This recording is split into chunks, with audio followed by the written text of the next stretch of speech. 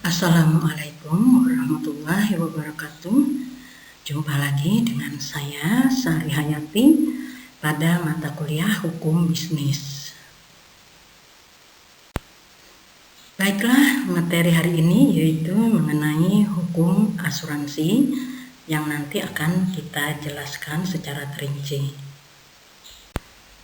Adapun tujuan dari pembelajaran setelah mempelajari materi ini, maka nantinya diharapkan mampu menjelaskan pengertian dan manfaat asuransi, memahami prinsip dalam asuransi, memahami bentuk dan isi perjanjian asuransi, dan mengidentifikasi risiko dalam asuransi. Oke, materi pada hari ini atau pada pertemuan ini yaitu mengenai hukum asuransi yang di dalamnya nanti akan memuat tentang pengertian, manfaat, prinsip, bentuk dan isi perjanjian, risiko dalam asuransi. Menurut Undang-Undang Nomor 40 Tahun 2014 tentang perasuransian, asuransi merupakan perjanjian antara dua pihak, yaitu pihak perusahaan asuransi dan pemegang polis yang menjadi dasar bagi penerimaan prime oleh perusahaan asuransi sebagai imbalan, yaitu imbalan untuk memberikan penggantian kepada tertanggung atau pemegang polis karena kerugian, kerusakan, biaya yang timbul, kehilangan keuntungan, atau tanggung jawab hukum kepada pihak ketiga yang memungkinkan diderita tertanggung atau pemegang polis karena terjadinya suatu peristiwa yang tidak pasti. Kemudian juga sebagai imbalan untuk memberikan pembayaran yang didasarkan pada meninggalnya tertanggung atau pembayaran yang didasarkan pada hidupnya tertanggung dengan manfaat yang besarnya telah ditetapkan dan atau didasarkan pada hasil pengelolaan dana.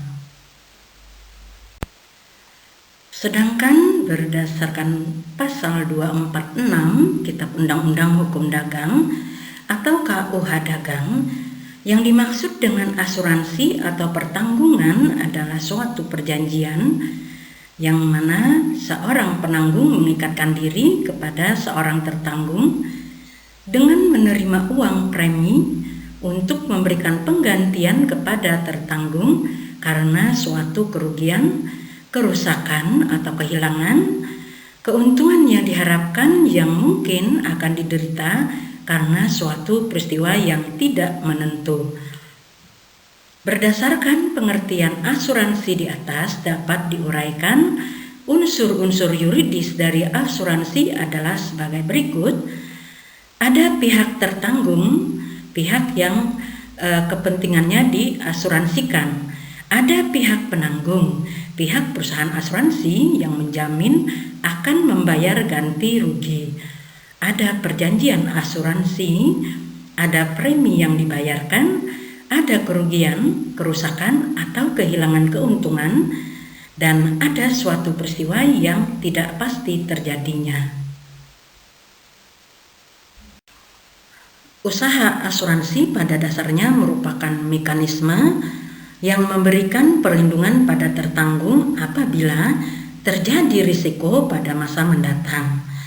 Apabila risiko tersebut benar-benar terjadi, maka pihak tertanggung akan mendapatkan ganti rugi sebesar nilai yang diperjanjikan. Adapun manfaat dari asuransi yaitu adanya rasa aman dan perlindungan, pendistribusian biaya dan manfaat yang lebih adil. Polis asuransi dapat dijadikan untuk mendapatkan kredit, berfungsi sebagai tabungan dan sumber pendapatan, alat penyebaran risiko, dan membantu meningkatkan kegiatan usaha. Menurut KUH Dagang, prinsip-prinsip yang mendasari perjanjian asuransi yaitu yang pertama, insurable interest. Yang dimaksud dengan prinsip insurable interest yaitu agar objek yang diasuransikan haruslah suatu kepentingan yang dapat diasuransikan atau bias dinilai dengan uang. Yang kedua, utmost good faith, di mana prinsip keterbukaan dijelaskan pada pasal 251 KUH Dagang yang intinya menyatakan bahwa penutupan asuransi baru sah apabila penutupannya didasari itikat baik. Yang ketiga, indemnity.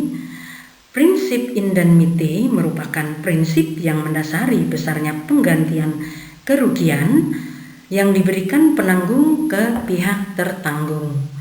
Pada dasarnya, prinsip indemnity merupakan bila penggantian kerugian tersebut harus seimbang dengan kerugian yang diderita tertanggung. Kemudian yang keempat yaitu subrogasi. Prinsip subrogasi ini menyatakan bila tertanggung sudah mendapatkan penggantian atas dasar prinsip indemnity, maka si tertanggung tidak berhak lagi memperoleh penggantian dari pihak lain. Walaupun jelas ada pihak lain yang bertanggung jawab pada kerugian yang dideritanya. Menurut ketentuan pasal 255 KUH Dagang, ditentukan bahwa semua asuransi atau pertanggungan harus dibentuk secara tertulis dengan suatu akta yang dinamakan polis. Polis asuransi kecuali asuransi jiwa setidaknya harus memuat hari pembentukan asuransi, nama pihak yang selaku tertanggung menyetujui terbentuknya asuransi, yaitu atas tanggungannya sendiri atau atas tanggungan orang lain. Penyebutan yang cukup terang dari hal atau objek yang dijamin. Jumlah uang untuk di mana diadakan jaminan. Berikutnya bahaya-bahaya yang ditanggung oleh si penanggung, mulai dan akhir tenggang waktu di mana diadakan jaminan oleh penanggung, uang premi yang dibayar oleh tertanggung.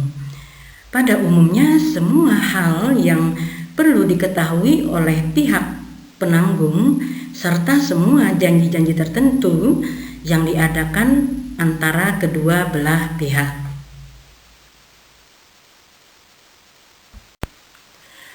Secara umum, arti risiko dalam pandangan hukum yaitu beban kerugian yang diakibatkan karena suatu peristiwa di luar kesalahannya. Yang dimaksud risiko dalam asuransi yaitu peristiwa yang terjadi di luar kehendak pihak tertanggung yang menimbulkan kerugian bagi tertanggung. Risiko-risiko dalam asuransi yaitu yang pertama, risiko murni, di mana risiko murni merupakan suatu peristiwa yang masih tidak pasti bahwa suatu kerugian akan timbul, seperti risiko perorangan, risiko harta benda, risiko tanggung jawab.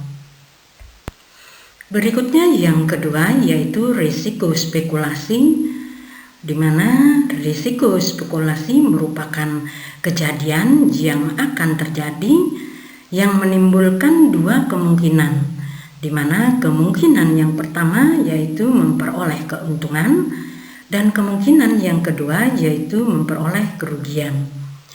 Yang ketiga, risiko khusus. Risiko khusus merupakan risiko yang muncul karena tindakan individu dan dampaknya hanya ke seorang tertentu saja, misalkan seperti risiko kebakaran tunggal. Oke, demikian tadi materi hari ini mengenai hukum asuransi. Wassalamualaikum warahmatullahi wabarakatuh. Thank you. See you next week.